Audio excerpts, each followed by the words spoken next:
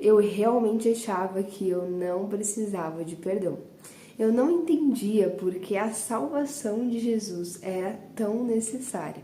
Eu fui uma criança que cresceu no contexto da igreja e aparentemente eu pensava não ter nenhum pecado que precisasse de salvação ou de transformação ou de perdão.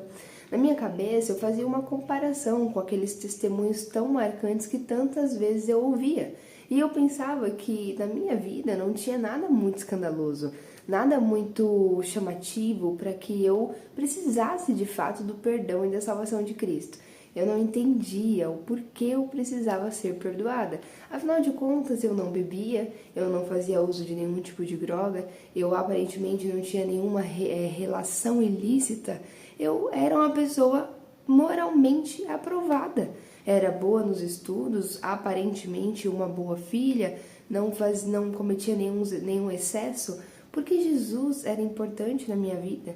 Por que ser perdoada se não havia pecado em mim? Pois é, gente, esse era o meu entendimento até alguns anos atrás, tá bom? Só que eu não tinha coragem de manifestar isso na igreja, por imaginar como seria a reação ao meu redor e pensar que ninguém realmente estaria disposto a me explicar e expor a verdade para mim. Antes eu sabia que isso ia ser extremamente escandaloso e todo mundo viria sobre mim com 10 pedras na mão. Então eu guardava isso dentro do meu coração e seguia com os meus rituais. Um desses rituais era a leitura diária da Bíblia. Então todos os dias eu lia a palavra apenas para poder dar check na minha agenda, mas eu estava ali lendo. Até que um determinado dia eu li um texto que está em João, capítulo 1, versículo 8, em que o autor vai nos dizer que se um homem diz que não há pecado nele, esse homem então está enganando a si mesmo, esse homem está em engano, está mentindo. Esse texto me confrontou de tal modo que eu pensei, se a palavra de Deus é a verdade, então existe algum problema comigo? E eu fiz uma oração e eu falei, Deus, se a tua palavra é a verdade, mostra-me qual é o meu pecado. E adivinha, ele mostrou. E como mostrou. E hoje eu quero mostrar pra você por que você precisa de salvação. Vamos lá?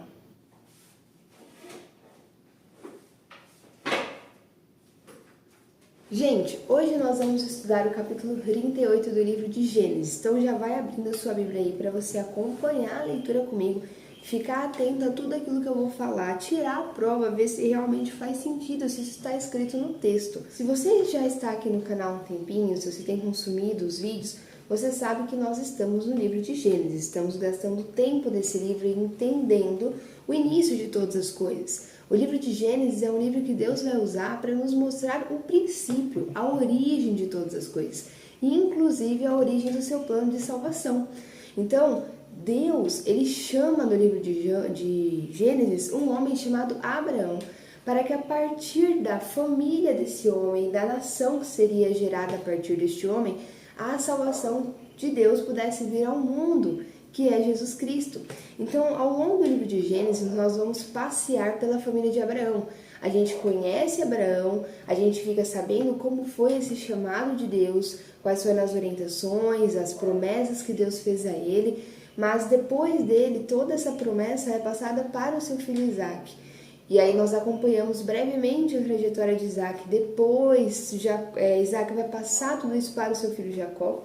E por fim, a gente chega na última porção, no último grande bloco do livro de Gênesis, que se dedica a falar dos dois filhos de Jacó. Na verdade, um filho, né? Se dedica a falar sobre José, um dos filhos de Jacó. Mas existe um outro filho aí na história que vai receber um pouquinho de destaque, que vai ter um pouco mais de informações a respeito dele, mas muito porque essas informações também vão nos ajudar a entender um acontecimento lá na frente, quando esse filho está diante do José, né, o filho de Jacó. Então dá pra gente dizer que a última porção diz respeito basicamente a José. Mas tem esse filho aí que recebe um pouquinho mais de espaço. E quem é esse filho? É o tal do Judá. Você lembra do Judá no vídeo passado? Se você não lembra, eu vou te atualizar sobre ele. Judá é o irmão de José que teve a brilhante ideia de vendê-lo como escravo para poder lucrar um pouquinho com a desgraça ali que seu irmão estava vivendo. Sim, esse é Judá, um cara bem gente boa, um cara bem tranquilo. Se você não assistiu o vídeo passado, vai lá no canal, na playlist Meditações em Gênesis, foi o último vídeo no capítulo 37 de Gênesis, você vai entender exatamente o que eu estou falando. Mas de forma resumida, Jacó, esse homem que faz parte dessa família tão importante que foi chamada por Deus para trazer a salvação ao mundo, ele vai ter 12 filhos, dentre eles um chamado José, a quem ele preferia, a quem ele amava e a quem demonstrava ter uma atitude moral muito mais aprovada, alguém que vai ser escolhido por Deus, de fato, para reinar ali entre os seus irmãos.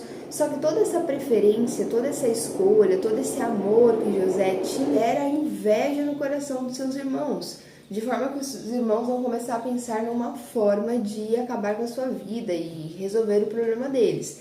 E aí, nesse momento que vão tirar a vida de José, um dos irmãos intervém falando que isso não seria bom e tal. E aí eles resolvem que eles não vão matar mais José, mas vão dar uma espécie de um apavoro, um susto nele. E aí Judá vê uma caravana de ismaelita passando, uma dessas caravanas que fazia tráfico humano, sabe?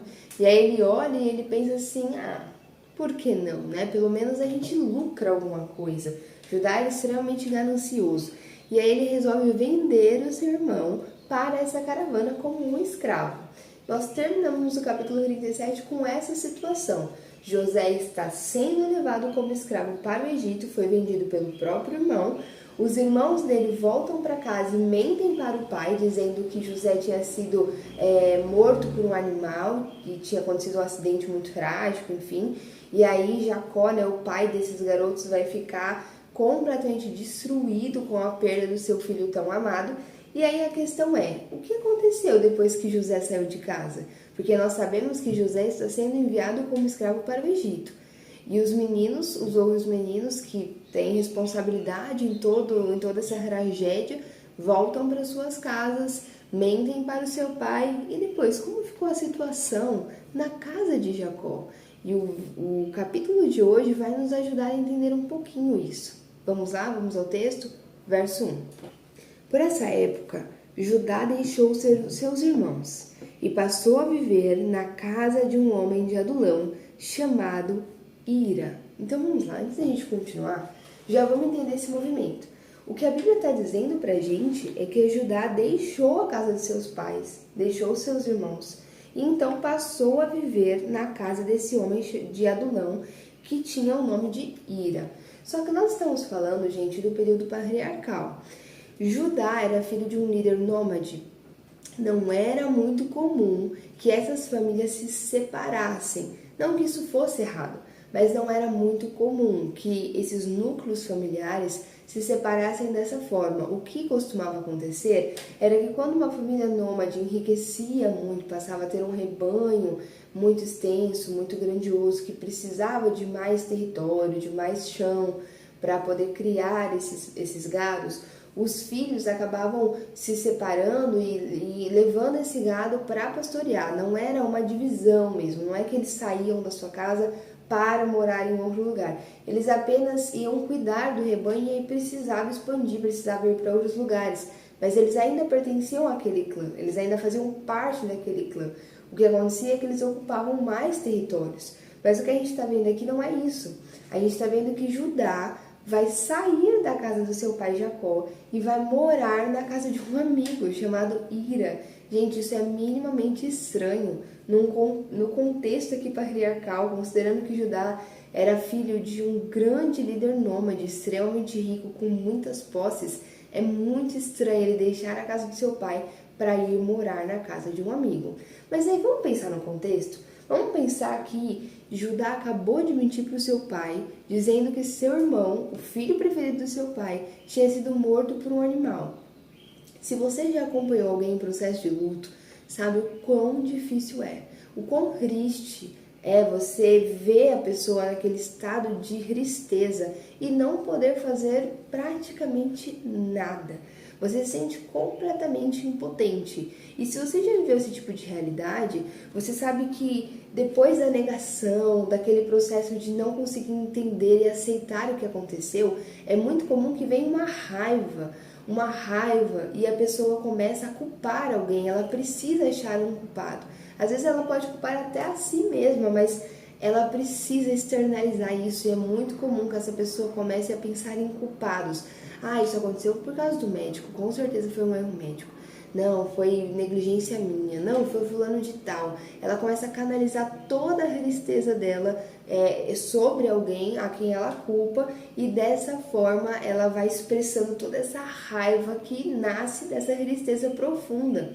Então eu quero que você imagine Judá olhando para o seu pai todos os dias, ouvindo seu choro alto por causa da perda do suposto filho que havia morrido, porque a gente sabe que ele não estava realmente morto.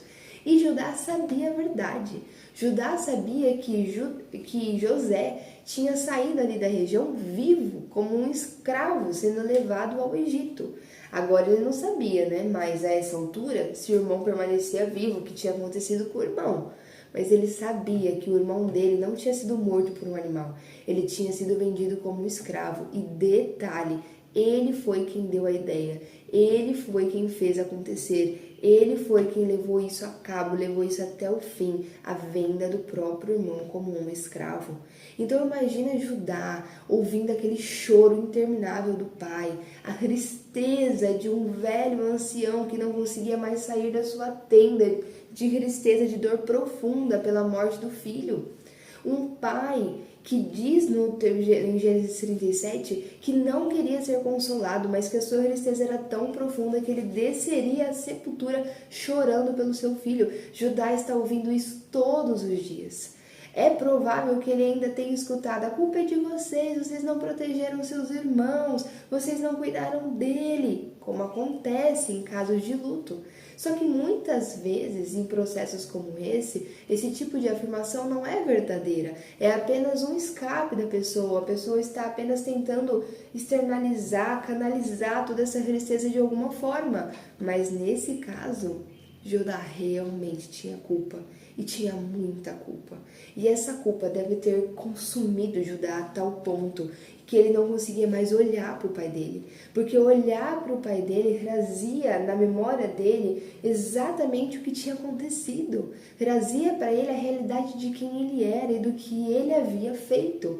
A imagem do pai chorando incomodava ele, porque colocava na cara dele, diante dele, o homem terrível que ele era. Com certeza essa culpa esmagou o coração de Judá a ponto dele fugir e se refugiar na casa de um amigo. Agora a questão é, será que nós somos muito diferentes de Judá? Quantas vezes nós não fugimos de determinadas circunstâncias ou situações porque elas jogam na nossa cara a realidade de quem nós somos? Quantas vezes nós não buscamos escapes em séries, filmes, passeios, amigos, bebidas, qualquer coisa que nos traga algum tipo de prazer, algum tipo de situação momentânea que tire a nossa cabeça daquilo que nos faz lembrar a realidade de quem somos. Às vezes, na sua vida, o Jacó, que traz à memória os seus piores feitos, a podridão que existe no seu interior, é a sua esposa. De repente você olha para sua esposa e você lembra de tudo que você já fez contra ela, daquela traição que você nunca confessou, dos pensamentos que você tem que ela nem sequer imagina, daquela conta naquele site que ela nem desconfia que você consome com tanta frequência, alimentando o seu vício todas as noites e por isso já não consegue ser um marido que realmente consegue amar essa esposa como ela deveria ser amada. Talvez o seu pai, que faz você lembrar quem você é, seja o seu marido, porque você olha para ele e você lembra a mulher resmungona e reclamona que você é. Você olha para ele e lembra de quantas vezes você não finge que está sentindo alguma coisa para não dar a ele aquilo que lhe é de direito. Você olha para o seu marido e percebe o quão egoísta você é na sua rotina. Aquilo que lance na sua face, a podridão da sua essência, seja ver os seus filhos e lembrar que em algum momento na história você já desejou não tê-los e quase tomou uma atitude para que isso acontecesse. Ou pior, talvez você olhe para os seus filhos brincando e se lembre do filho que você não tem mais, porque em algum momento desejou tirar a vida dele e de fato o fez ainda no ventre. Talvez você olhe para o seu chefe e lembre de todo o caixa 2 que você faz, ou de todo o serviço ruim que você presta para acabar logo, porque você quer chegar em casa logo e poder descansar e poder fazer as coisas que realmente são do seu interesse. Talvez você olhe para sua professora e escute ela te elogiando por causa de um trabalho que você fez, mas lembra que você copiou tudo do ChatGPT e não teve o menor esforço para poder entregar aquele trabalho que ela planejou e preparou para você. Qual é a situação que hoje representa o pai de Judá na sua vida, Jacó?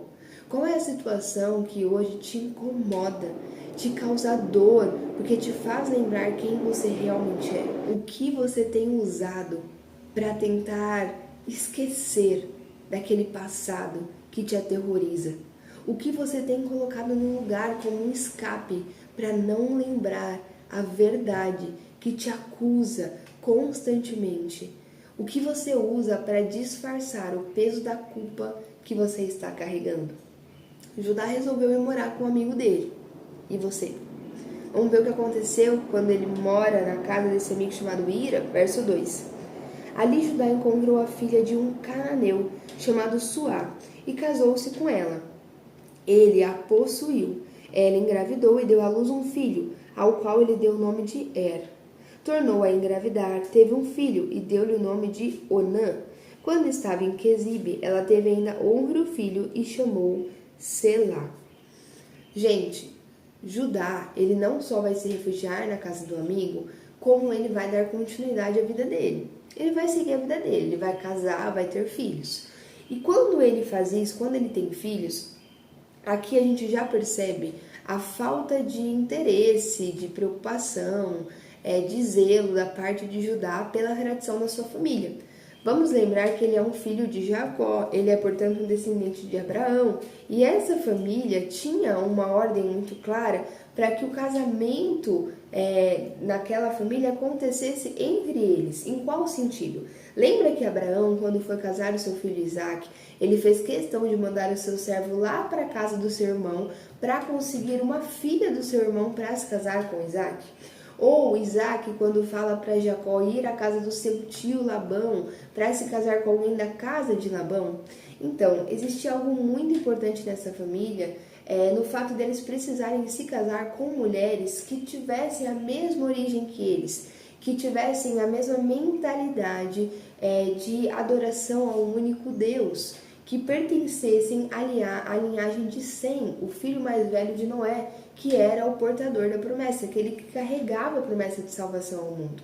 Isso era muito importante, gente, porque os outros povos daquela região eram povos politeístas, eram povos que adoravam a muitos deuses, que tinham práticas repugnantes de adoração a esses deuses, práticas completamente opostas ao coração do Deus Criador, o Deus de Abraão.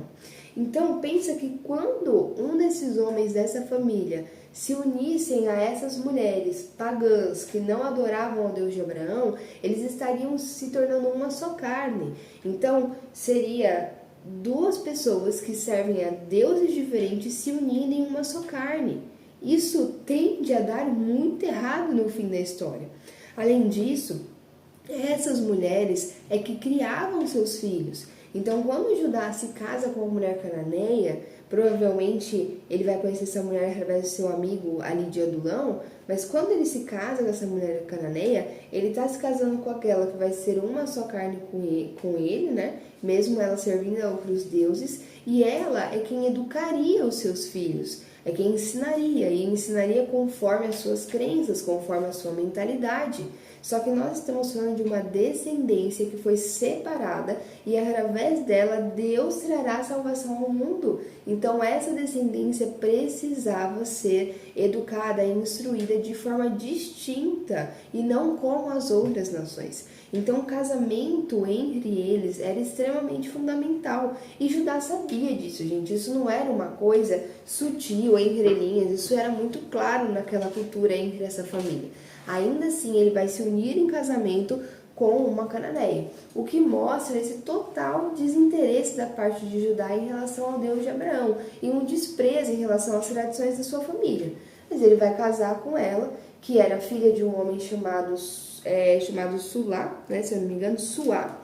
Ele vai se casar com ela e vai engravidar. E ela vai ter 3 filhos de Judá. O mais velho, o próprio Judá, é quem vai dar o nome, que significa Os outros filhos, a esposa é quem vai dar o nome. Um se chamava Onã e outro se chamava Selá. Por que eu estou falando para você que o primeiro filho recebe o nome de Judá? Porque isso não era comum. O costume da época era que a própria mulher desse nome aos seus filhos assim que eles nascessem. Então, ali no momento do parto, de acordo com o que tinha acontecido, de acordo com o que ela sentia, ela nomeava a criança. Mas nesse caso, a gente está lendo no texto que o primeiro filho vai receber o nome do próprio Judá. E é um nome que significa vigilante, atento. Então, Judá dá ao seu filho esse nome.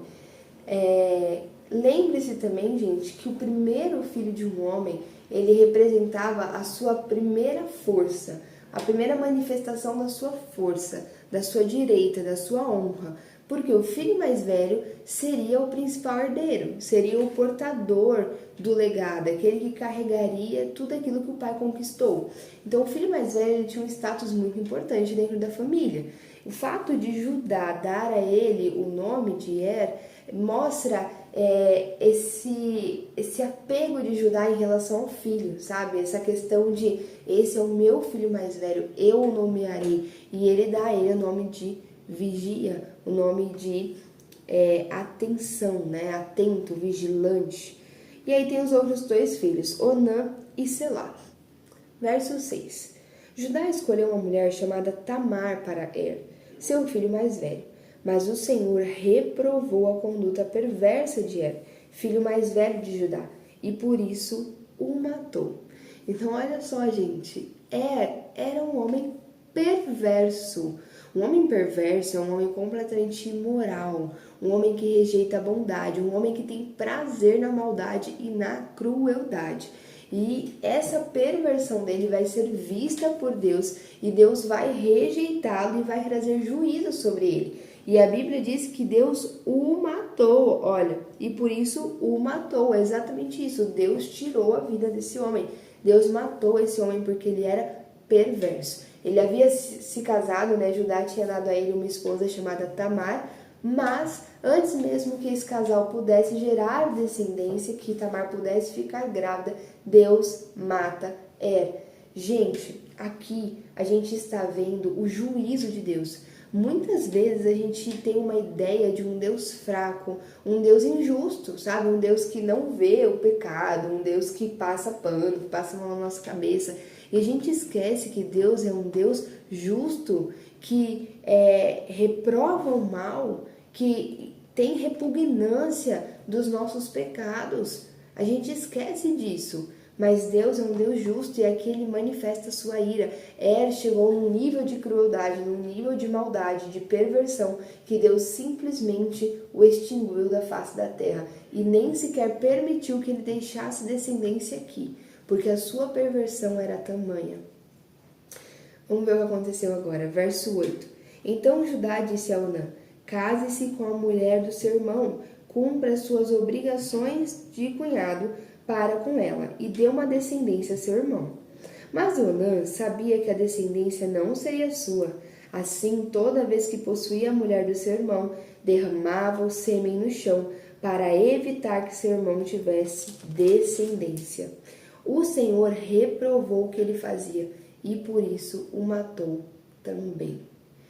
Gente, o que está acontecendo aqui? Aqui está acontecendo uma cultura chamada de levirato. Eu não sei se você conhece, mas a gente está estudando um período da história em que deixar descendentes, povoar a terra, gente, ocupar a terra, era algo extremamente fundamental. Deus, quando criou o homem, a sua imagem e semelhança, Deus estabeleceu que o homem deveria cumprir um mandato social. A gente chama dessa forma, né, nos estudos, mas é a ideia de que o homem deveria se espalhar, se multiplicar, ocupar a terra, formar família, povos, nações, sociedades, civilizações, enfim, o homem deveria se desenvolver, povoar e ocupar a terra. Deus fez o homem e deu essa ordem a ele. Mesmo após o pecado, essa necessidade ficou impressa no coração do homem. Porque ainda que o homem seja pecador, gente, a vontade de Deus é soberana e glória a Deus por isso. A vontade de Deus sempre vai acontecer. Então, o homem era pecador, é pecador, estava distante do Senhor, mas Deus desejava que a terra fosse povoada pelas suas imagens, ainda que quebradas. Mas ele tinha um plano para isso, a gente sabe. Então, mesmo que o homem tenha caído, dentro dele, no seu interior, existia ainda um desejo, um ímpeto que o impulsionava a querer deixar descendência na terra. Isso era vital, isso era algo tão sério e tão claro no coração dessa geração que existia essa cultura chamada de levirato que depois ia se transformar numa lei. Qual era essa lei ou qual era essa cultura, né? Quando um homem falecia e não deixava descendência, então o seu irmão, caso esse irmão não tivesse já a sua esposa, não tivesse já ali a sua família constituída, esse irmão deveria se unir à cunhada e dar a ela uma descendência, dar a ela um filho. Esse filho não seria reconhecido como filho desse irmão, mas seria reconhecido como filho do falecido. E dessa forma, o homem que havia falecido teria a sua descendência na terra, entendeu? Então era uma forma de garantir que todo homem deixaria uma marca na terra, deixaria uma descendência, alguém que foi gerado dele, da semente dele. Se esse homem falece antes disso, o irmão então vem e cumpre esse papel, dando à viúva um filho que vai ser reconhecido como filho do falecido e não filho do irmão, beleza? Esse era o costume, era algo extremamente forte, extremamente importante nesse contexto. Então, uma vez que falece, Judá, que apesar dos pesares, aparentemente se mostrava um homem muito preocupado em cumprir com a moral da sua época, em cumprir com os protocolos. Então, ele fala para Onã, o irmão de Er: Onã, você precisa se deitar com sua cunhada Tamar, precisa se unir a ela e dar uma descendência ao seu irmão. Porém, Onã, gente, era um homem ganancioso. E ele vai pensar assim: o quê? Eu vou dar uma descendência ao meu irmão? Dar descendência ao irmão dele, gente, significava que o primeiro filho que ele teria seria, digamos assim, legalmente tirado dele, concedido ao seu irmão mais velho, que era aquele que tinha a prioridade no recebimento da herança. O irmão mais velho era o principal herdeiro do pai, era aquele que recebia a maior parte da herança, que recebia a liderança do clã nos casos em que se tinha um clã constituído. Então, quando Onã desse um filho a Tamar e esse filho fosse concedido ao seu irmão mais velho, esse filho ocuparia o lugar do irmão mais velho e Onã perderia a chance de ser considerado como mais velho, de ser o principal herdeiro, uma vez que o seu irmão já havia falecido. Você está entendendo por que Onã não quer que Tamar engravide e tenha, portanto, uma descendência e dê uma descendência ao seu irmão? Por conta disso, Onã, toda vez que ele e Tamar tinham relações, ele não permitia que essa relação chegasse a ponto de permitir uma gravidez. E ele manipulava as coisas para que essa gravidez não acontecesse. O que Onã não esperava é que o Deus que tudo vê, vê até mesmo por detrás das tendas. Gente, o Senhor nosso Deus, Ele está conosco em todo o tempo. Aquilo que a gente faz escondido na nossa casa, aquilo que a gente acha que ninguém está vendo, o Senhor está vendo em todo o tempo. E o Senhor vê a maldade, o egoísmo de Onã, e por conta disso também vai tirar a vida de Onã, assim como fez com seu irmão Er. Gente, Onã era o segundo filho de Judá. Então, a segunda expressão da força de Judá foi um homem ganancioso, enquanto a primeira expressão da força de Judá foi um homem perverso. Será que Judá compreendeu o que esses filhos diziam a seu respeito? Ou mais uma vez ele ignorou e seguiu com a sua vida? Vamos ver o que está no verso 11. Disse então Judá a sua nora Tamar: more como viúva na casa de seu pai, até que meu filho Selá cresça, porque temia que ele viesse a morrer como seus irmãos. Assim, Tamar foi morar na casa do pai. Então, Judá ele chega a uma conclusão. Talvez o problema fosse Tamar. Olha que interessante, né? O filho mais velho de Judá se chamava vigilante, atento, mas tudo que Judá não estava nessa situação era vigilante e atento ao que estava acontecendo. Ele vai depositar a culpa de todos aqueles acontecimentos na viúva Tamar. Na cabeça de Tamar, na cabeça de Judá, se o primeiro filho se envolveu com Tamar e faleceu, o segundo se envolveu com Tamar e faleceu, claro, o problema é Tamar. De repente, essa viúva estava amaldiçoada e estava trazendo desgraça para a vida do pobre coitado do Judá. Diante dessa situação, ele vai tomar uma decisão. Ele precisava proteger o seu filho Selá. Judá não queria que, mais uma vez, ele fosse perder mais um filho. E na cabeça dele, se o problema estava com Tamar, então ele precisava evitar que o seu filho Selá se envolvesse com Tamar. Ele então manda Tamar para a casa do seu pai e promete para ela que quando Selá estivesse numa idade mais apropriada para poder ser dado a Tamar e deixar descendência para o seu irmão, ele então avisaria e tiraria ela da casa do pai. Ela então é enviada para a casa do pai. Só que a gente vai perceber as intenções de Judá um pouquinho mais para frente, quando ele simplesmente não entra mais em contato com Tamar. Ele simplesmente esquece da responsabilidade que ele tem com a viúva e toca a vida dele. Selá vai crescer, vai chegar numa idade apropriada e Judá não vai fazer nada em relação a essa situação. Porque no fundo ele não queria fazer, gente. O que ele está fazendo aqui é dando para Tamar uma justificativa para que ela fosse para longe e dessa forma ficasse longe dos seus filhos. Vamos fazer um raciocínio aqui comigo? Vamos tentar entender o que está passando na cabeça desse homem? Eu penso que Judá devia estar atormentado com essa história.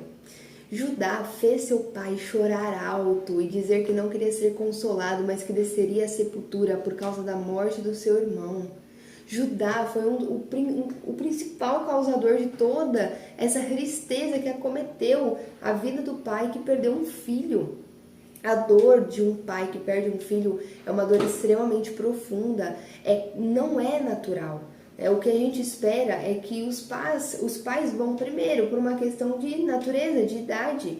Quando isso é invertido, costuma ser ainda mais difícil de encarar essa realidade. Provavelmente o choro amargo, triste do seu pai nunca saiu da sua mente. E aí os anos se passam. Judá tem os seus próprios filhos. Judá vive essa experiência de ser pai de alguém. Ele nomeia esse alguém. Ele mesmo dá nome para o seu filho mais velho. E então esse filho é tirado dele. Esse filho é morto. Então vem o segundo e também morre. Gente, muito provavelmente a morte dos filhos de Judá devem ter reavivado dentro dele todas as memórias de quando ele vivia na casa do pai e ouvia o choro, e ouvia a tristeza e percebia e contemplava o luto diariamente e sabia que ele tinha grande responsabilidade, boa parte de culpa em toda essa história. Quando seus filhos morrem, essas memórias com certeza foram recuperadas dentro de Judá, mas mais uma vez, em vez dele lidar com esse passado, em vez dele encarar, dele reconhecer, dele se arrepender, em vez dele lidar com essa questão, mais uma vez Judá vai arrumar um escape. Ele vai arrumar algo ou alguém para depositar a culpa, para se esquivar mais uma vez daquilo que tinha tudo a ver com o homem cruel que ele era. Os seus filhos eram um espelho dele. Judá foi perverso ao vender José. Judá foi ganancioso ao vender o próprio irmão. Os seus filhos eram um espelho da realidade de quem ele era. Gente, quem nós estamos culpando por causa dos nossos erros, por causa dos nossos pecados? Culpamos os nossos pais pelos traumas que eles nos causaram? Mas e os traumas que nós causamos nos outros? E os traumas que nós causamos nos nossos filhos? E a responsabilidade de termos uma atitude diferente, uma vez que já somos adultos, conscientes daquilo que vivemos? Até quando vamos culpar o outro pelos nossos erros? Até quando vamos justificar o nosso pecado de falta de amor com a personalidade do outro que não é agradável o suficiente para mim? Até quando nós vamos camuflar os nossos pecados culpando alguém? Até quando nós vamos colocar na conta do vasinho que a gente recebeu da vizinha que não é da mesma religião que a gente a culpa pela desgraça que está acontecendo na nossa vida? Pela família que está rachada, que está desmoronando? Até quando nós vamos ter esse tipo de comportamento místico, supersticioso, que não tem nada a ver com a palavra de Deus? Gente, se a sua família está desmoronando e você crê em Jesus Cristo como o seu suficiente Salvador, o único e suficiente Salvador, o sangue de Cristo está sobre a sua vida, não é o presente consagrado, digamos assim, que está destruindo a sua casa, mas é o pecado que mora em você, o pecado que mora no seu cônjuge. É isso que destrói, que traz destruição, que traz morte. Se você crê em Jesus, nenhum tipo de trabalho, nenhum tipo de inveja, nenhum tipo de olho gordo, né, o pessoal fala, tem poder sobre a sua vida. O problema não é esse. Mas se a sua casa está desmoronando, se o seu casamento está rachando, será que realmente é o olho gordo do fulano de tal? Será que realmente é o presente de não sei quem? Será que é a energia negativa da pessoa que eu recebi na minha casa para tomar um café comigo? Será que realmente é isso que está causando destruição na sua casa? Ou é o seu egoísmo? Ou é a sua dificuldade de se sacrificar? Ou é a falta de misericórdia e graça? Ou é o excesso de reclamação? Sabe? Será que é isso? Ou é você que detona seu marido quando ele chega em casa depois de um dia todo de trabalho? Será que é isso? Ou é você que detona a sua esposa sendo egoísta e não levantando um copo, não tirando um copo da mesa para poder lavar? O que será que realmente está trazendo destruição para as nossas vidas? Realmente são os outros? Realmente é o sistema? Realmente são os traumas que nos acometeram? É sempre o outro? Nunca tem a ver conosco? Somos sempre inocentes em toda essa história? Ou não estamos reconhecendo a realidade de quem somos? A responsabilidade que temos sobre todos os acontecimentos ao redor da nossa vida? Será que realmente são só seus filhos que são difíceis? Que são crianças com personalidade duras que você não consegue domar? Será que são só seus filhos que são desobedientes, impacientes, questionadores, que te afrontam? Ou você não tem tido uma postura diante deles às vezes permissiva demais ou agressiva demais? Será que seus filhos não estão se comportando como um espelho do comportamento que você tem em casa? Às vezes você reclama muito que seus filhos gritam muito, mas será que você não grita o tempo todo com eles? Você entende em que ponto eu quero chegar aqui? Nós temos responsabilidades nas coisas que nos acometem, porque nós somos pecadores.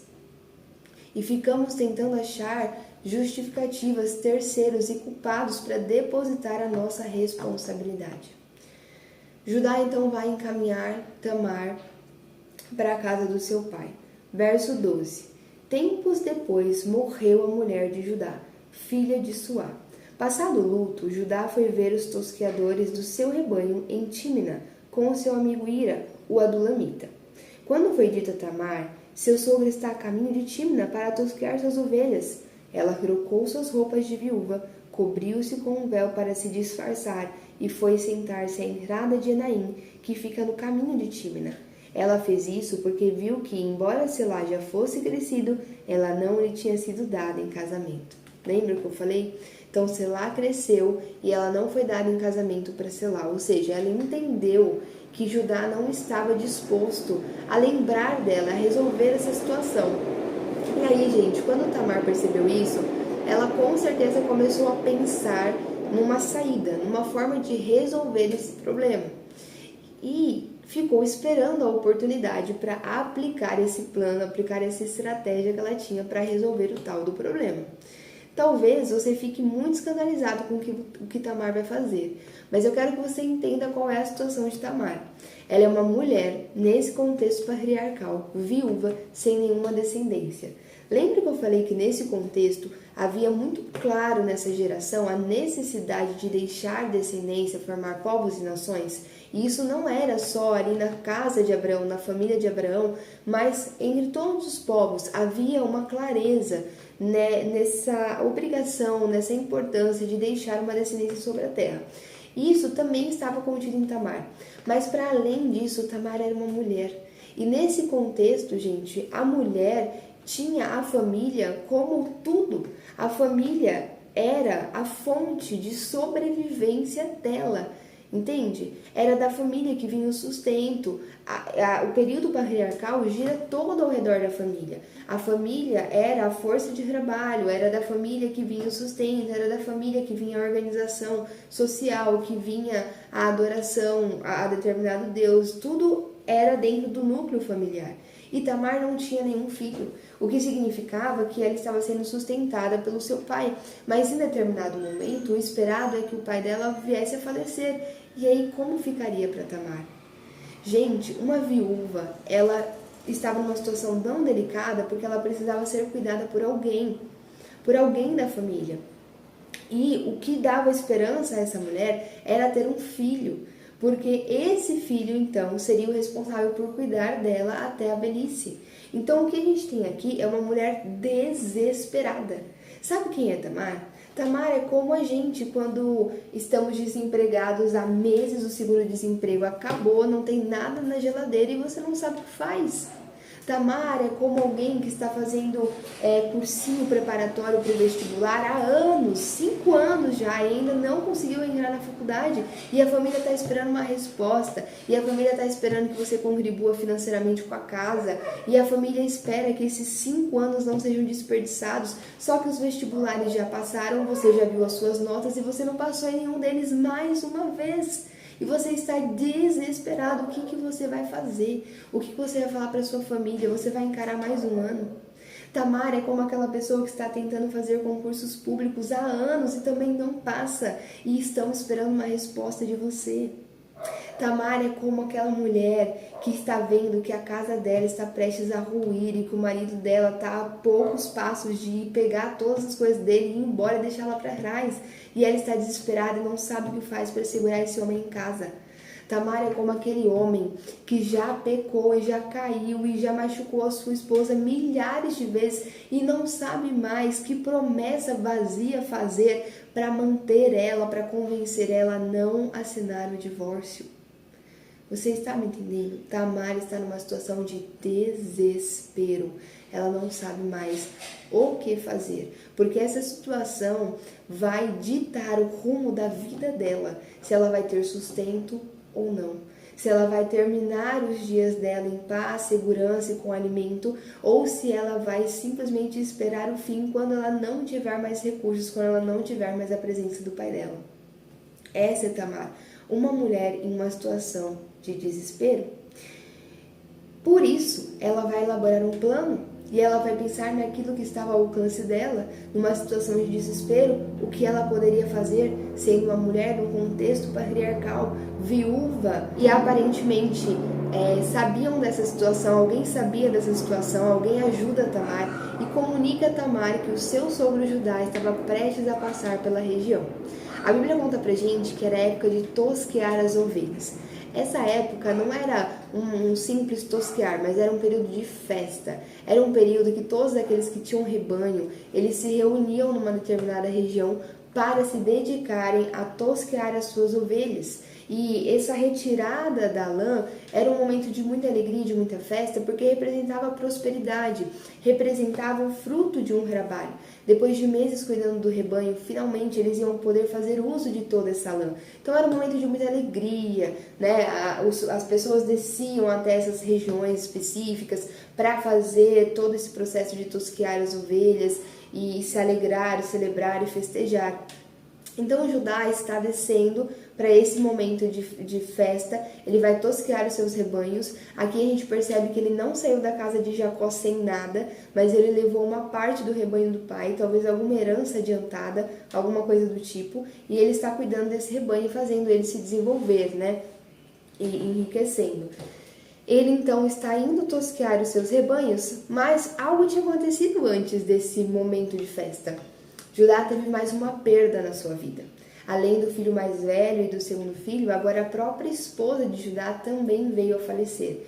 Ele então enfrenta todo o luto e a Bíblia diz que passado o luto ele então vai festejar tosqueando as suas ovelhas e caminha então ali para Tímina, o local onde ia acontecer esse processo de retirada de... Só que no caminho para Tímina havia uma cidade chamada Enaim. Essa cidade ficava literalmente no meio do caminho. Judá teria que passar ali. E Tamar sabia disso.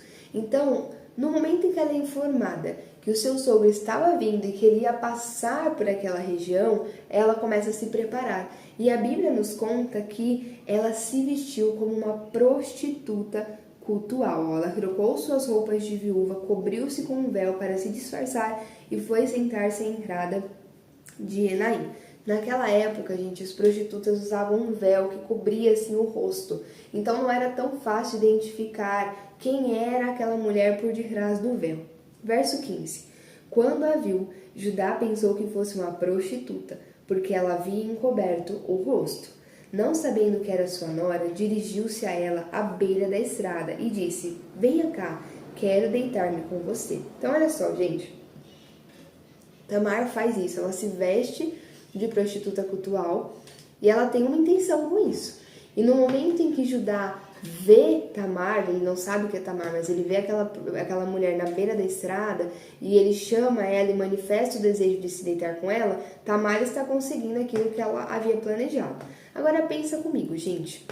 Se Judá fosse um homem que não era dado a esse tipo de comportamento, um homem mais respeitoso, um homem mais reservado, que não se envolvia com tais práticas, você acha que Tamar ia fazer esse tipo de plano? É claro que não. Se Tamar escolhe se vestir como uma prostituta cultual e ficar à beira do caminho esperando por Judá, e esse é um plano ao qual ela está se apegando para resolver o problema da sua vida, porque ela está completamente desesperada, é porque Tamar sabia que Judá era o tipo de homem que cairia nessa.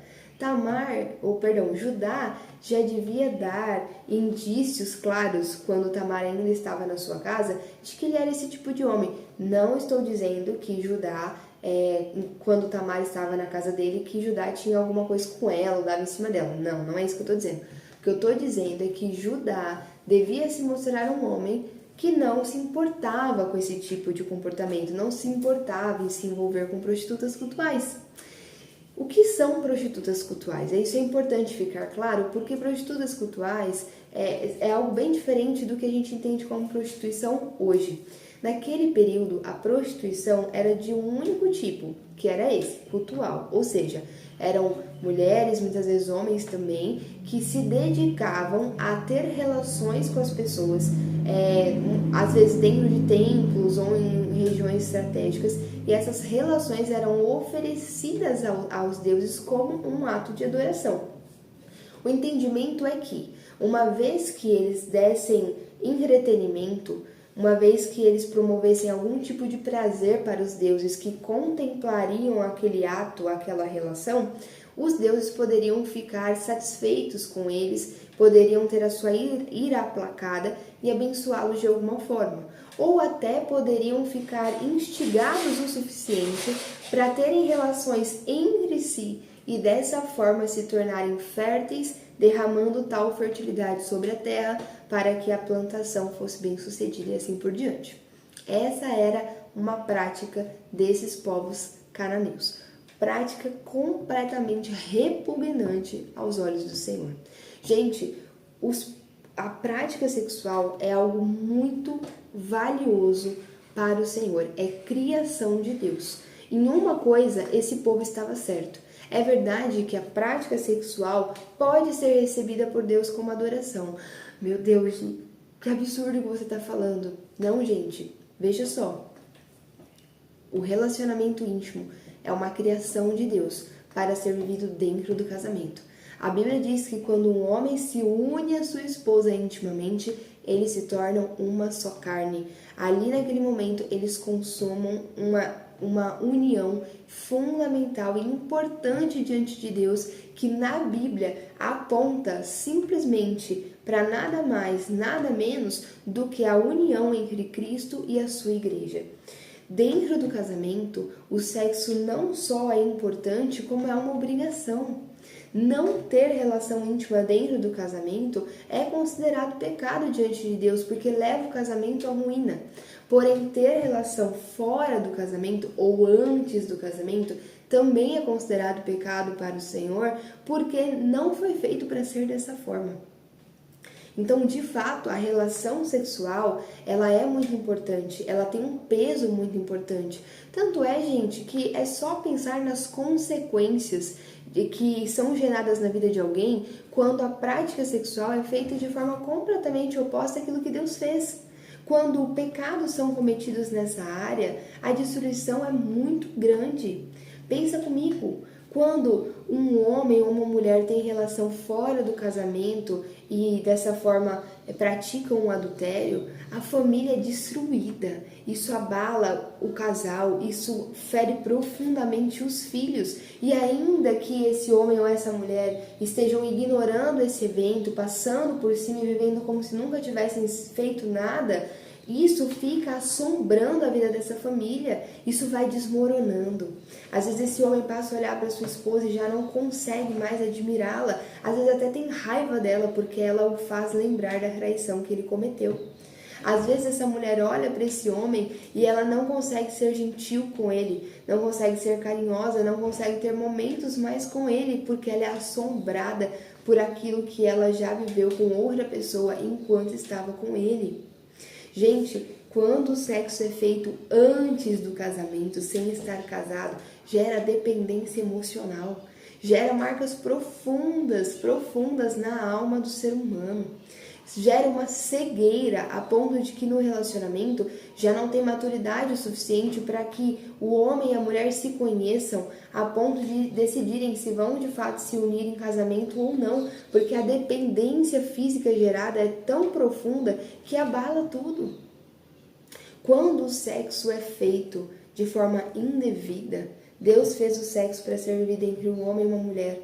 Quando ele é vivido entre dois homens ou entre duas mulheres, existem muitos problemas, existe uma confusão psicológica que é gerada a partir disso. Existem os problemas de saúde que são muito mais propensos nessas situações, uma vez que órgãos que foram usados para outras situações vão ser usados agora para a prática sexual. E além de tudo isso, esse tipo de relação impede a geração de uma nova vida, que é algo que a relação íntima tem o potencial de proporcionar. O presente que Deus nos deu de participarmos de alguma forma da sua criação, sendo aqueles que vão receber uma nova vida. A mulher dentro do seu útero, o homem participando desse processo para trazer uma nova vida ao mundo. Mas quando essa relação íntima é feita contrária à palavra de Deus, esse potencial ele é inexistente. A vida não pode vir ao mundo. Quando uma mulher ou um homem são abusados sexualmente falando, o estrago gerado, o trauma gerado na vida dessas pessoas é extremamente profundo. Marcas que acompanham às vezes a pessoa para o resto da vida, que atrapalham nas futuras relações que ela poderia vir a viver, que atrapalham o casamento, que atrapalham a futura união. Sendo assim, a prática sexual realmente ela é muito significativa e é por isso que ela deve ser vivida conforme a vontade do Senhor. Então, em certo aspecto, aqueles povos pagãos, os cananeus, Eles não estavam tão errados quando consideravam nessa prática um meio de adoração. Mas, obviamente, eles estavam completamente errados quando praticavam isso da forma como praticavam. Isso era completamente repugnante aos olhos do Senhor. Mas era uma prática bastante comum nesse período, nesse contexto da história. E aí, gente, Judá vai ser atraído por essa prostituta cultural. O que nos mostra que Judá não estava preocupado com isso. Ele não estava preocupado se ao ter relacionamento com essa mulher, em tese ele estaria oferecendo algum tipo de adoração aos deuses cananeus. Ele simplesmente está preocupado em saciar as suas vontades, os seus desejos. Verso 16. Não sabendo que era sua nora, dirigiu-se a ela à beira da estrada e disse: venha cá, quero deitar-me com você. Ela lhe perguntou: o que você me dará para deitar-se comigo? Disse ele: eu lhe mandarei um cabritinho do meu rebanho. E ela perguntou: você me deixaria alguma coisa como garantia, até que o mande? Disse Judá: que garantia devo dar-lhe? Respondeu ela: o seu selo com o cordão e o cajado que você tem na mão. Ele os entregou e a possuiu, e Tamar engravidou dele. Ela se foi, tirou o véu e tornou a vestir as roupas de viúva. Quando Judá chama Tamar, demonstra seu interesse. A primeira pergunta que Tamar vai fazer é uma pergunta muito coerente para quem está se passando ali por uma prostituta. Ela pergunta quando ele estava disposto a oferecer para ter essa relação com ela. E aí Judá vai oferecer um cabrito. Lembra que ele está indo justamente para o momento de tosquear as ovelhas. Ele tem rebanho, isso não é um problema para Judá, ele tem recursos. Naquela época, gente, não tinha Pix, sabe? Não tinha cartão para passar. Então, ele precisa prometer um pagamento que ele traria depois. E aí, por conta disso, era muito comum usar aquilo que ia ser deixado como garantia, né? Então, o que você vai me deixar como garantia? Algo que tenha valor, que vai me garantir que você vai me trazer o pagamento. E se você não trouxer, eu não vou ser lesada, porque isso de alto valor ficou em minha posse. Ela, então, pede uma garantia. E ela diz que a garantia que ela queria era o seu selo com o seu cordão e o seu cajado. Presta atenção nesses elementos. São 3 elementos e os 3 representam algo específico que comunica o dono, sabe? A quem pertence. Então, o selo, gente, era um cilindro com marcações específicas que faziam menção ao dono daquele selo e funcionava como uma espécie de assinatura. Então, quando eles iam selar algum acordo, alguma coisa, esse selo, esse cilindro, ele era passado em argila ou em alguma coisa assim e deixava a marca do dono do selo. E aí, dessa forma, eles assinavam, digamos assim, seus contratos, seus combinados, né, ali da época. Esse selo, ele ficava pendurado no pescoço do homem por um cordão, que geralmente era um cordão de ouro, um cordão que valia muito. Judá é um homem de posses, ele tem um rebanho que provavelmente ele herdou do seu pai, ele deveria fazer muitas negociações e ele tinha esse selo que marcava ali o nome dele na negociação, ou seja, que representava quem ele era, que carregava identidade, carregava, digamos assim, o nome dele. Além disso, o cajado também costumava ser algo muito pessoal. Geralmente no cajado tinha alguma espécie de marcação, algo que fazia menção ao seu dono, para que pudesse ser diferenciado dos demais. Então, quando Tamar pede garantias, ela pede garantias que carregavam a identidade, que seria facilmente visível a quem pertenciam. Então ela queria algo que, olha, quando as pessoas vissem aquilo, ou quando o próprio Judá visse aquilo, ele teria plena convicção de quem pertenciam a quem pertenciam aqueles elementos. Tamar é extremamente inteligente aqui.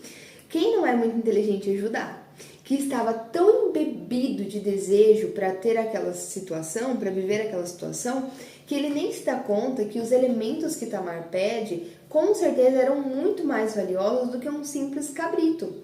Ela pede um cordão de ouro, ela pede um cilindro, ela pede um cajado, eram elementos que eram muito valiosos naquele período, muito mais do que um simples cabrito. Ele não faz nenhum tipo de raciocínio em relação a isso. Ele está disposto a entregar tudo, ele só quer que aquilo aconteça.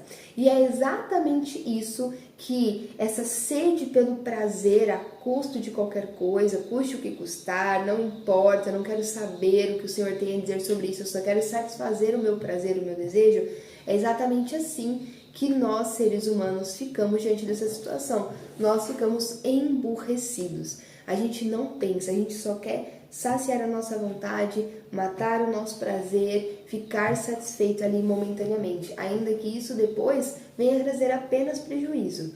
Então, tome cuidado. Não deixe para ponderar se isso vale a pena ou não quando você já estiver embebido de prazer. Sabe, essa decisão precisa ser tomada antes. Judá não devia nem ter se aproximado. Mas ele então vai entregar os elementos que representam a sua identidade para ter aquele momento de prazer. Tamar também está abrindo mão da sua identidade para conseguir enganar o sogro, porque ela é uma viúva que está se vestindo de prostituta cultual. Ela não era de fato uma prostituta cultual, mas ela veste as roupas de uma. Ela assume a pele de uma prostituta para conseguir resolver o seu problema, para conseguir aquilo que ela tanto queria. Gente, nós não somos muito diferentes. Em uma situação, Tamar é aquela que está abrindo mão da sua identidade, assumindo uma outra pele para conseguir algo que ela tanto precisa numa situação de extremo desespero. Na outra ponta, nós temos um homem que está abrindo mão da sua identidade para conseguir algo que ele tanto quer, porque ele está embebido de prazer, para satisfazer o seu prazer. Uma quer solucionar o desespero, o outro quer satisfazer o seu prazer, e para isso eles vão manifestar o pecado que existe no interior deles. Esse é o ponto. Quando nós estamos desesperados, o que nós somos capazes de fazer? Quais valores somos capazes de negociar? Quanto nós estamos dispostos a simplesmente dar as costas ao nosso Deus? Quando estamos embebidos de prazer, o que estamos sujeitos a fazer? Até que ponto nós estamos dispostos a ir para saciar a vontade da nossa carne? Entende como somos muito parecidos com Tamar e com Judá? Será que, assim como Tamar, você está de repente desesperado para resolver a situação no seu casamento? Você não quer que a sua esposa te abandone, você não quer que ela assine o divórcio, mesmo depois de tantas vezes que você a ofendeu, mesmo depois de tantas vezes que você a desrespeitou, que você a traiu. Ainda assim, você está desesperado, você não quer que ela vá embora, não quer que ela leve seus filhos, você não sabe o que faz. Você então negocia tudo aquilo que é importante e começa a ameaçar a sua esposa, começa a ameaçar tirar tudo dela, começa a ameaçar fazer da vida dela um verdadeiro terror para que ela não tenha coragem de assinar o divórcio, começa a ameaçar a tirar a guarda das crianças. O que você está disposto a fazer? Ou será que você é uma esposa que está tão desesperada porque está vendo seu casamento por um triz e aí você decide que vai dar um jeito de ficar grávida, vai forçar uma gravidez para que, quem sabe, o seu marido se sinta coagido a ficar? Ou talvez você seja uma mãe tão desesperada porque está vendo o seu filho longe dos caminhos do Senhor, fazendo as piores das escolhas, você já não sabe mais o que fazer, você ora, você está tentando instruir ele, mas ele não escuta, ele não obedece, não tem nada que o faça permanecer. Você então começa a manipulá-lo emocionalmente.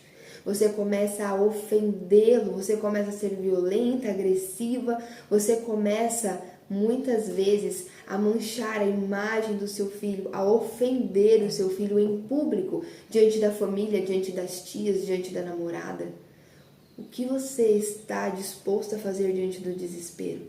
Às vezes você está tão magoado, tão desesperado, às vezes você está tão entristecida com o seu marido, e aí para você fazer ele se convencer de que você tem razão, você o manipula emocionalmente, ou você oferece aquilo que ele tanto quer para ele fazer as suas vontades, sendo completamente egoísta, manipuladora, como alguém que está por trás tramando cada passo que dá. Você expõe seu marido ao ridículo, ofende ele em público. O desespero faz com que você tome qualquer situação, qualquer atitude, para que ele simplesmente abaixe a cabeça e faça aquilo que você quer. Ou então a sua situação não é necessariamente uma situação de desespero, mas é uma situação de prazer. Você quer saciar o seu prazer. Ainda que para isso você tenha que passar por cima de muitos. Ainda que para isso você tenha que negligenciar os seus filhos, porque importa mais aquilo que você gosta de fazer. Importa mais aquilo que é bom para você, que te dá sucesso, que te dá status, que te dá reconhecimento, que te traz riquezas. Então você passa por cima dos seus filhos, negligencia aquilo que você deveria estar atenta, estar prestando atenção para obter aquilo que te traz prazer. Talvez um outro homem esteja te trazendo prazer e você não tenha ponderado o mal, o dano que isso traz sobre a sua vida, mas está aceitando aquela conversa com duplo sentido, dando aquelas risadas que dizem muito mais do que frases completas, simplesmente porque essas conversas de alguma forma alimentam o seu ego, alimentam a sua autoestima enquanto mulher, e isso está valendo mais do que a sua família, do que os seus filhos, do que o seu Deus. Somos extremamente parecidos com Tamar e com Judá. Qual é a sua situação específica? Judá mandou o cabritinho por meio de seu amigo Adulamita, a fim de reaver da mulher sua garantia, mas ele não a encontrou e perguntou aos homens do lugar: onde está a prostituta cultual que costuma ficar à beira do caminho de Enaim? Eles responderam: aqui não há nenhuma prostituta cultual. Assim ele voltou a Judá e disse: não a encontrei. Além disso, os homens do lugar disseram que lá não há nenhuma prostituta cultual. Disse Judá: fique ela com o que lhe dei. Não quero que nos tornemos objeto de zombaria. Afinal de contas, mandei a ela este cabritinho, mas você não a encontrou. Gente, chega a ser irônico aqui, porque Judá, ele tá preocupado com a moral dele, sabe? Ele tá preocupado com a imagem dele no meio daquele povo.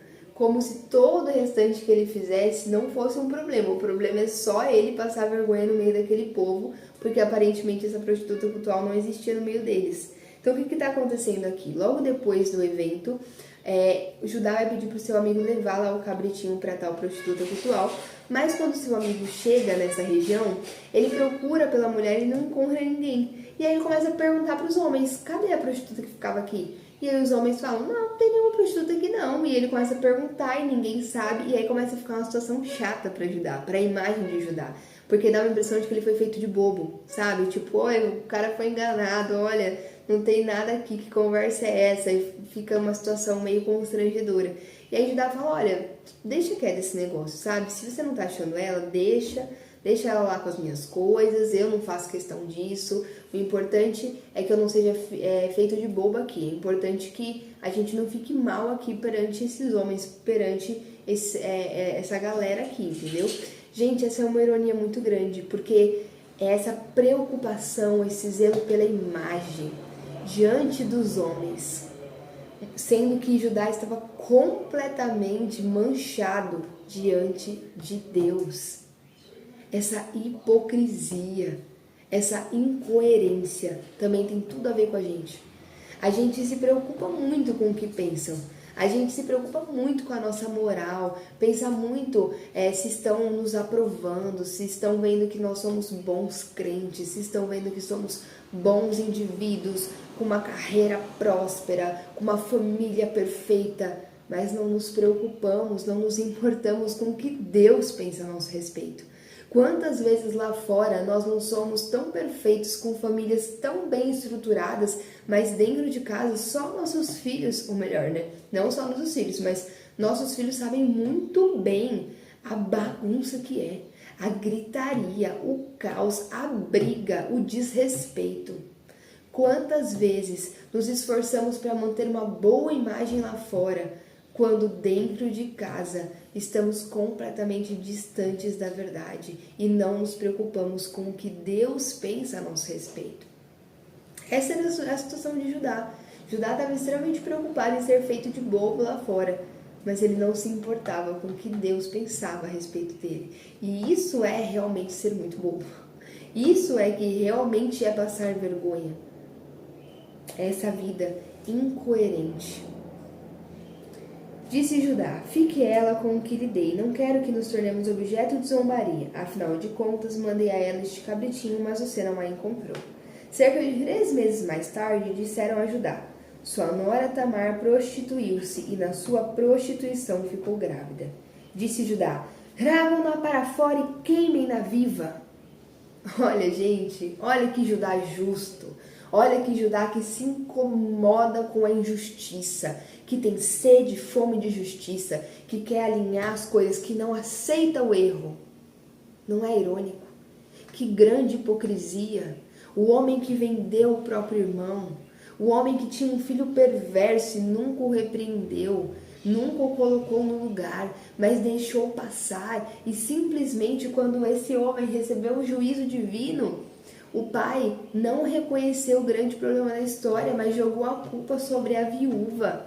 Esse homem que se deitava com prostitutas cultuais e não via problema em desagradar o seu Deus com práticas tão repugnantes, se envolvendo com um povo que era tão contrário ao Deus do seu pai Abraão. Esse homem que cometeu tantos atos de crueldade e maldade por ganância, por preocupação com os seus prazeres e seus interesses, está agora todo estressado, todo cheio de senso de justiça, querendo a morte da nora, mandando trazer ela para fora e queimar viva, que era o que eles faziam na época com aqueles que eram adúlteros, ou melhor, com aquelas que eram adúlteras. Que ironia, gente. 2 pesos, 2 medidas. É aquele que vê o cisco, né, no olho do irmão, mas não vê a trave em seus olhos. Gente, cuidado, cuidado, porque a palavra de Deus diz que com a régua que a gente mede, nós seremos medidos. Ah, mas as pessoas erram. Todos nós erramos, todos somos pecadores. Ah, mas é porque você não sabe como fulano é difícil. Gente, todos nós prestaremos conta diante de Deus, mas deixa eu te contar, Deus não vai te perguntar, Deus não vai te questionar em relação à vida do outro. Ele vai perguntar para você aquilo que te diz respeito. Ele vai perguntar a você aquilo que é parte da sua vida, que tem a ver com a vida que Ele te deu, com aquilo que Ele te pediu. Pare de olhar para o seu irmão e de ficar julgando o comportamento dele, analisando o comportamento dele com superioridade. Nós somos extremamente justos, né? Uma justiça quebrada. Mas nos achamos extremamente justos quando o assunto é sobre o outro. Agora, quando é sobre a gente quer misericórdia, a gente quer graça. Não é? É assim que a gente age. É desse jeito que a gente se comporta. A gente tem justificativa para tudo, a gente consegue analisar a vida de todo mundo. Qualquer um que sentar na sua mesa vai sair com um plano completo, com começo, meio e fim, para solucionar todos os problemas da vida dele. Agora, os seus problemas, aí Deus precisa ter misericórdia e graça, porque você é alguém falho, é alguém fraco que precisa da graça de Deus. Agora o outro é irresponsável, o outro é pecador, o outro não está andando certo, o outro você tem uma série de julgamentos para destilar em relação ao outro. Gente, cuidado, porque se existe uma situação em que Jesus era extremamente enfático, firme, claro em suas palavras, quando ele pregava expondo o pecado humano, era a hipocrisia que existia nos religiosos, a hipocrisia do coração dos fariseus. Para esses, Jesus usava expressões como sepulcro caiado, expressões como raça de víboras. Jesus não era sutil nesse assunto, ele era claro. Ele era claro. Ele detestava a hipocrisia religiosa. Cuidado, gente. Porque muitas vezes a vivência na igreja, os muitos anos pertencentes ao contexto de igreja, se a gente não tomar cuidado, a gente vai ficando religioso. A gente começa a se achar muito bom porque a gente segue todo o ritual. A gente vai na igreja, todos os cultos, a gente faz o devocional em casa, a gente conhece todos os louvores, a gente veste o figurino apropriado, a gente tem o linguajar crenteza, a gente se dá muito bem quando está no nosso meio, sabe? Os nossos filhos sabem se comportar quando estão fora de casa, sabem muitas vezes esconder certas coisas, porque você não quer que isso seja reconhecido lá do lado de fora. A gente sabe se comportar, sabe, perfeitamente. A gente sabe aquela frase que causa impacto, que as pessoas vão falar, nossa, como fulano é crente. A gente sabe usar tudo isso com uma facilidade. A gente sabe a Bíblia, conhece os textos, sabe onde eles se encaixam. Se alguém nos faz uma pergunta, a gente sabe qual é a resposta certa. A gente sabe fazer tudo isso de forma consciente, sabe? Manipulando a situação. Manipulando a nosso favor para sermos reconhecidos. A gente sabe, a gente faz isso. A religião, ela é um perigo, porque começa a ser uma estrutura para alimentar o nosso ego. Deixa de ser por causa de Cristo e se torna um lugar onde você é aprovado, onde você é reconhecido, onde você é aceito, porque o grupo ali, em tese, é semelhante a você, ou pelo menos busca essa semelhança. Então ali você está no seu meio, você está no seu ambiente, são tantos anos naquele lugar, ali você começa a ter oportunidades, vai tendo cargos, vai sendo aplaudido, as pessoas falam, nossa, que homem de Deus, como Deus fala através de você, como você prega, como você é inteligente, como você conhece muito da palavra, ali o seu ego é inflado, e a gente vai achando que por estar dentro do contexto da igreja tá tudo bem, tá tudo bem, é porque eu sou um homem de Deus, é porque eu sou crente, tá tudo bem, a gente vai aceitando, isso vai internalizando e a gente realmente acha que tá tudo bem. Mas, gente, cuidado. Cuidado, porque se a gente não abrir os olhos naquele dia, a gente vai descobrir que Deus nunca nos conheceu. Como eu falei no começo do vídeo, eu cresci nesse contexto. Cresci nesse contexto de igreja. E era exatamente isso que acontecia.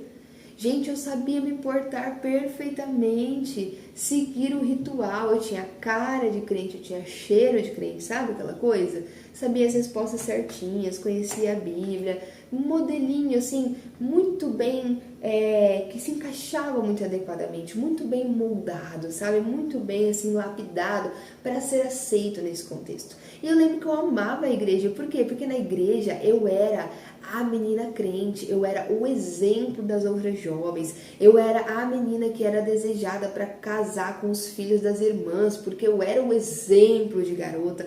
Você tá entendendo? Só que como eu interpretava isso dentro de mim? Olha como aqui eu sou boa, aqui é o meu lugar, porque aqui eu sou boa, aqui as pessoas me aprovam, aqui as pessoas me admiram, aqui eu tô no meu ambiente, eu tô no meu espaço, aqui eu governo, aqui eu reino. Gente, meu Deus, isso é tão maligno. Isso é tão... é orgulho, é arrogância, é prepotência, é hipocrisia.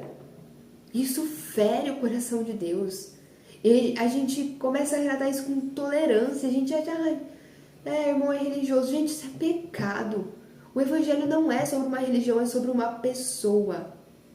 É sobre Jesus Cristo. Cuidado com a hipocrisia, irmão. Cuidado. Saia dessa. Venha viver uma verdade em Cristo.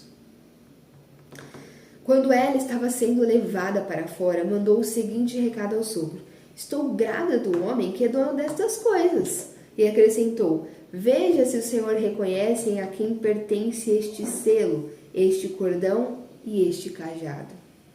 Judá os reconheceu e disse: ela é mais justa do que eu, pois eu devia tê-la entregue a meu filho Selá.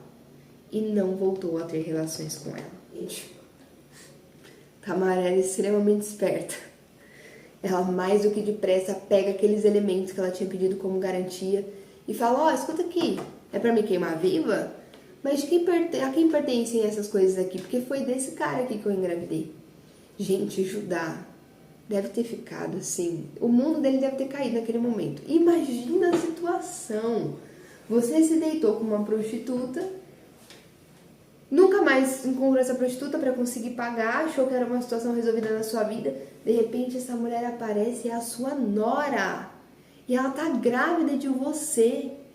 Esse homem estava preocupado em ser motivo de zombaria, porque ele estava tentando pagar uma prostituta que aparentemente não existia, e agora a nora está grávida dele. Imagina o escândalo. O chão de Judá deve ter, assim, desmoronado. Talvez se fosse eu e você nessa situação, mais uma vez a gente ia dar um jeitinho de encobrir esse escândalo. Não conta pra ninguém. Esconde a barriga de Tamar. Não deixa ninguém saber. Quando nascer, a gente vai falar que é de Selá. Vai falar que Judá foi um bom homem, cumpriu com as suas obrigações, deu a ela o filho Selá e ela engravidou do filho. Não conta pra ninguém esse escândalo de família. Talvez na sua família tenha algum caso que é um grande segredo. Por medo da zombaria, por medo da vergonha, por medo que descubram quem você realmente é, por medo que descubram a família que você tem que não é perfeita. A gente faz isso. Mas não foi bem esse o caso. Quando Judá ouviu a situação, quando ele viu toda aquela situação na frente dele, finalmente Judá parou de resistir. Finalmente Judá parou de fugir. Finalmente Judá parou de culpar alguém. Finalmente Judá parou de se saciar colocando algo no lugar. Ele finalmente olhou para aquilo e disse: ela é mais justa do que eu. Eu não fiz o que devia. Eu abandonei a viúva do meu filho. Eu fui um homem ruim. Eu agi com maldade. Ele reconhece a situação e para de lutar contra, mas reconhece que de fato ele estava errado naquela situação, ele tinha falhado. E depois de reconhecer essa situação, ele nunca mais volta a ter relações com a sua nora. Aqui nós estamos diante de uma situação que nos lembra muito uma situação de arrependimento. O arrependimento, gente, consiste em reconhecer, em primeiro lugar, aquilo que você faz que é contrário ao Senhor.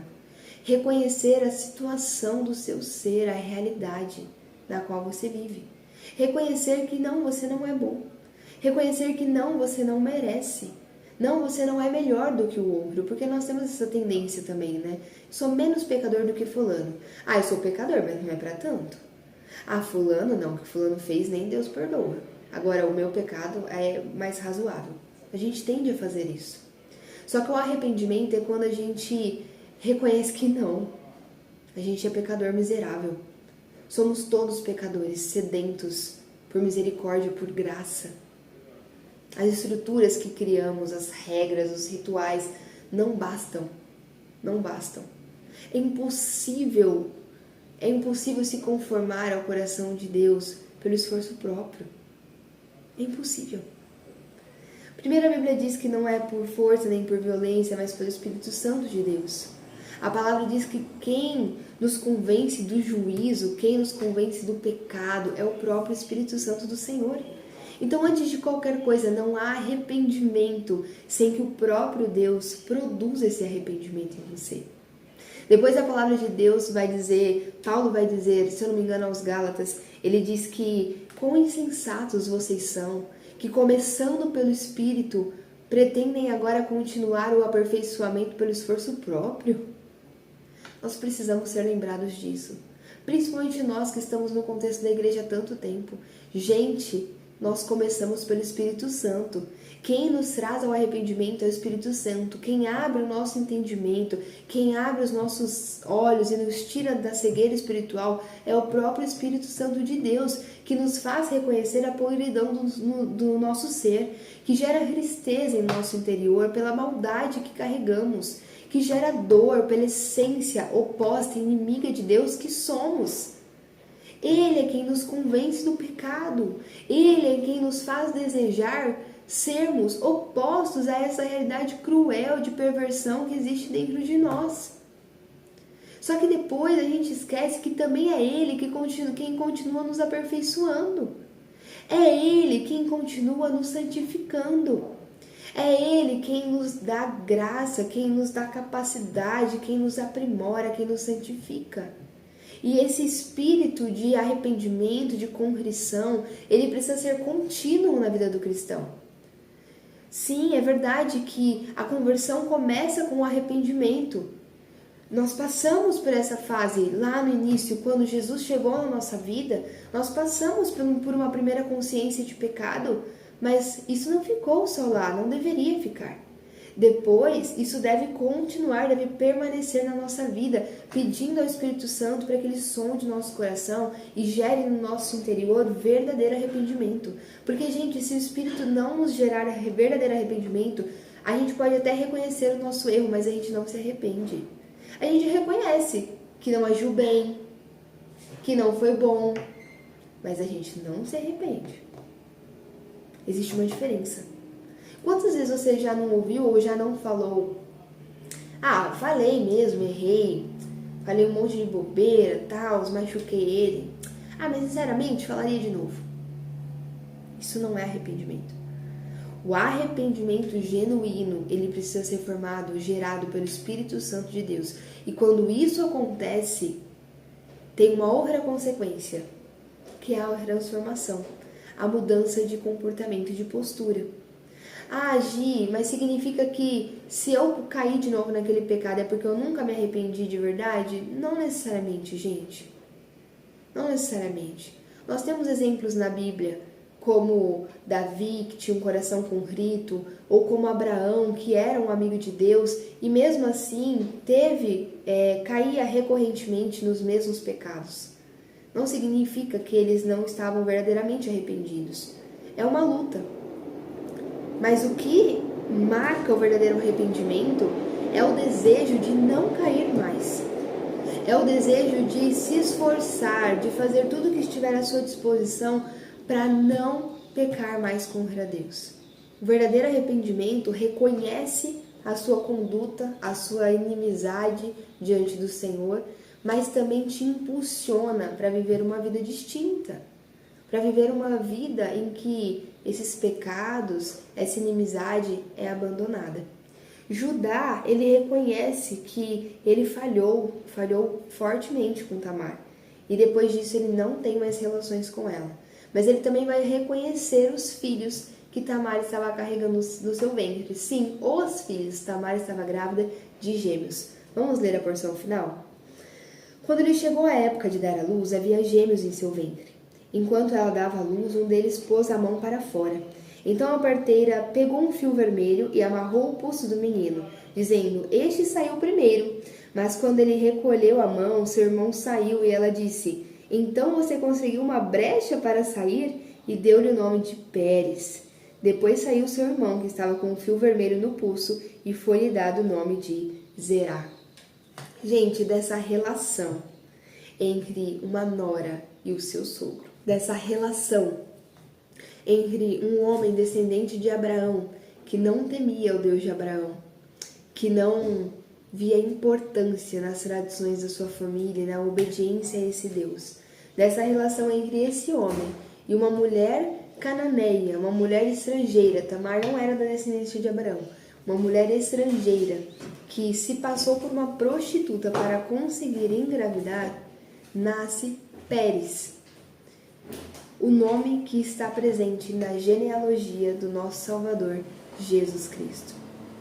Pérez foi o filho gerado por Judá e escolhido por Deus para dar continuidade à linhagem que traria salvação ao mundo.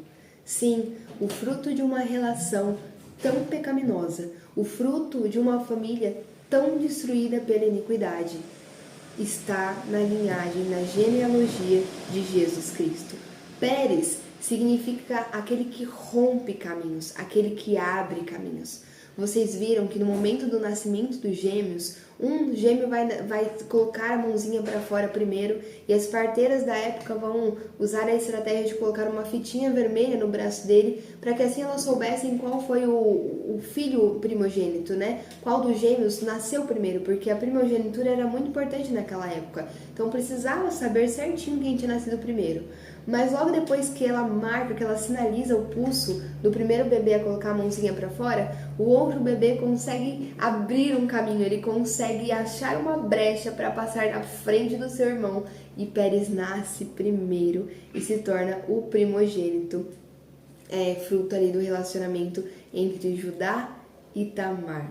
Em todo esse plano de salvação para trazer o Filho de Deus ao mundo, Jesus Cristo, havia uma descendência da serpente, que estava sempre tentando sufocar essa linhagem, sempre tentando atrapalhar os planos de Deus, até o último instante. Quando Jesus nasce, por exemplo, haverá uma perseguição por parte de Herodes. Herodes vai mandar matar todos os meninos abaixo de 2 anos na tentativa de matar o próprio Jesus Cristo. Até o fim, Jesus é perseguido. Ele vai ser tentado por Satanás ali no deserto. Em todo tempo, há um grande esforço para tentar suprimir a vontade de Deus, para tentar impedir que Jesus Cristo morresse na cruz do Calvário, carregando os nossos pecados e ressuscitasse, nos dando vida e vida eterna. Há um esforço até o fim para tentar impedir o plano de salvação de Deus. Mas todo esse esforço é em vão, porque Deus de fato nasce entre os homens. Ele se fez carne. Jesus Cristo vai nascer, vai se desenvolver, vai viver o seu ministério na terra e vai cumprir com a vontade do seu Pai, morrendo na cruz do Calvário e ressuscitando ao terceiro dia. Talvez na sua vida, muitas estão sendo as tentativas de te afastar do caminho do Senhor. Talvez hoje na sua vida você olhe para a sua realidade, olhe para os seus pecados, olhe para a realidade de quem você é. Talvez você tenha se identificado com muitas das coisas que eu mencionei aqui e reconhecido a podridão do seu interior e esteja pensando que não tem jeito para você, que não tem mais solução, que você está completamente perdido, que não tem perdão para você. Mas eu quero te dizer que Jesus Cristo é aquele que abre caminhos. Jesus Cristo é aquele que oferece perdão para aquele que está verdadeiramente contrito e arrependido. E lembra o que eu te expliquei, de que o arrependimento é fruto do próprio Deus. O arrependimento é gerado pelo próprio Espírito Santo do Senhor. Então, se nesse momento você sente o seu interior contrito, você está tendo uma crise de consciência de pecado, a sua alma está angustiada, você está verdadeiramente, profundamente entristecido por ter reconhecido quem você é diante de Deus, saiba que isso foi gerado pelo próprio Senhor dentro de você e é sinal de que Ele quer te perdoar. Se Ele está gerando arrependimento no seu interior, Ele vai liberar perdão sobre a sua vida e você poderá desfrutar da paz que Cristo alcançou na cruz do Calvário. Toda a culpa sai das suas costas. Aquela culpa que te sufocava, como estava sufocando Judá, sai das suas costas e você recebe um impulso, você recebe condições de fazer aquilo que precisa ser feito. Porque sim, Deus é justo, porque sim, Deus opera transformação em nossas vidas. Deus quer sim uma postura distinta, um comportamento diferente, mas é muito diferente quando essa nova postura vem diante de um coração que está em paz, sem culpa alguma sobre si. Arrependa-se e receba o perdão de Cristo, porque Ele foi conquistado na cruz do Calvário. É por causa disso que Cristo Jesus morreu, por causa dos nossos pecados. Ele ocupou o nosso lugar. Jesus vestiu a pele de Judá, vestiu a pele de Tamar. Jesus se fez a prostituta no sentido de carregar sobre ele a culpa dos pecados de Tamar. Jesus vestiu a pele de Judá, o ganancioso, cruel que vendeu o próprio irmão e recebeu de Deus a ira que era devida a Judá e a Tamar. Recebeu a ira de Deus que era devida a mim e a você, e por causa disso nós podemos ser perdoados, porque esse perdão foi conquistado na cruz do Calvário. Jesus morreu, mas ele é santo e a morte não pôde segurá-lo. Ele então venceu a morte e ao terceiro dia ressuscitou, conquistando vida e vida eterna. E hoje ele oferece essa vida a todo aquele a quem o Pai lhe entrega. E se hoje você está sentindo que precisa se arrepender, se há em você uma dor e uma tristeza por ser oposto ao coração de Deus, um desejo de agradar ao Senhor, de amar ao Senhor, saiba que o Pai está te entregando a Jesus Cristo. E se o Pai está te entregando a Jesus Cristo, você está perdoado. Há sobre você uma graça que concede a você salvação gratuitamente como um presente. Apenas creia em Jesus Cristo e você recebe a salvação e a vida eterna e desfruta de paz. E a partir desse coração de paz, de graça, de fé, você é impulsionado a ser uma nova criatura. E se amanhã acontecer de você cair e pecar mais uma vez, você pode se arrepender e receber novo perdão, porque a sua salvação não é garantida pelas suas obras. A sua salvação não é garantida pelo seu próprio esforço. Se assim fosse, estaríamos perdidos. A sua salvação é garantida pela obra de Cristo na cruz. Basta que você creia nela. Basta que você tenha fé nele, como Filho de Deus, como o próprio Deus encarnado, o próprio Deus entre os homens, como aquele que carregou as suas iniquidades e que através da morte conquistou perdão para você e te fez justo diante de Deus, te reconciliou ao coração do Senhor e agora faz nova todas as coisas, renovando a sua mente, transformando o seu interior, te dando do próprio Espírito dele. Há perdão, porque Jesus Cristo é aquele que rompe caminhos. Há perdão para o pior dos pecadores. Gente, Judá é esse que simplesmente vendeu José. Só que sabe o que vai acontecer lá no fim da história? Nós vemos um Judá extremamente diferente.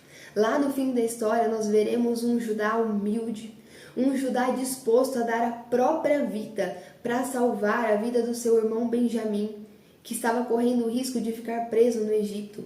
O homem que vendeu a vida do irmão para lucrar com isso, agora está disposto a oferecer a própria vida para salvar o irmão mais novo e não ganhar nada em troca. Essa transformação é fruto de um arrependimento genuíno gerado pelo próprio Deus no coração de Judá, pelo recebimento de perdão, pela transformação do seu interior. E se Deus fez isso com Judá, fez isso por Judá, pode fazer por mim e por você. Saiba que existe perdão para o pior dos pecadores.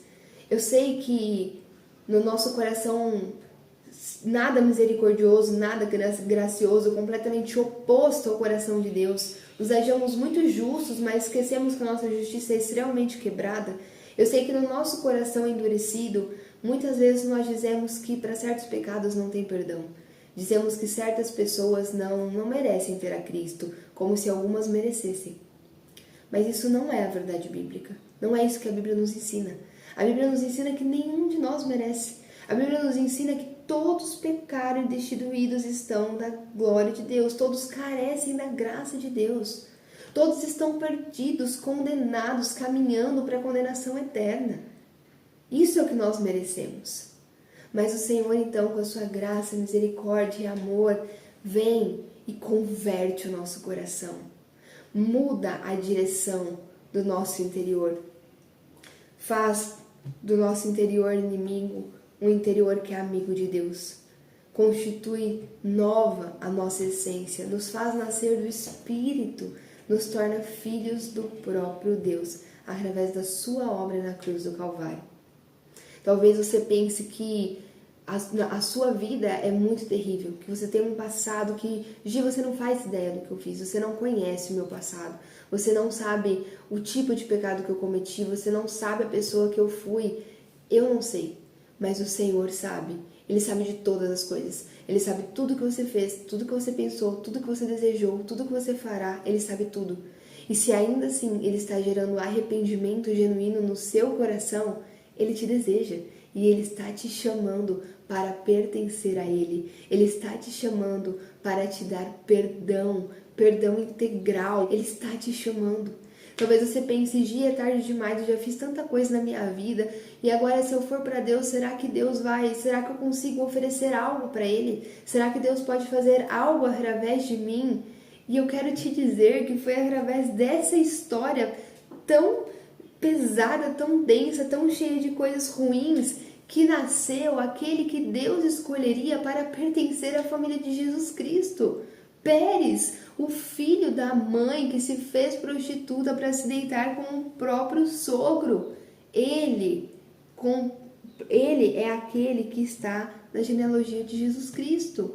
Então sim, meu amigo, eu não sei exatamente o que você viveu, eu não sei qual é a sua história, eu não sei qual é o seu contexto, mas acredite, Jesus pode fazer nova todas as coisas. A graça de Jesus Cristo pode sim fazer com que a sua vida dê frutos para a glória dele. Não porque você é bom, porque nós não somos, mas por causa dele, do seu Espírito que opera em nós. Esse texto deixa muito evidente isso. O quanto não é sobre nós, mas é sobre Ele. O quanto não é sobre condições que nós colocamos para que Deus então nos aceite. O quanto não é sobre o nosso mérito e a nossa capacidade, mas é sobre a graça e o poder do próprio Jesus Cristo que opera em nós mediante o seu Espírito. Então, que o Senhor te abençoe, que Ele abra os teus olhos, que você se arrependa e que Ele te dê uma nova vida, que Ele possa romper, abrir um novo caminho no seu interior, um caminho que aponta para a vida, um caminho que é a verdade e que te leva ao coração do Pai. Que Deus te abençoe e até o próximo vídeo.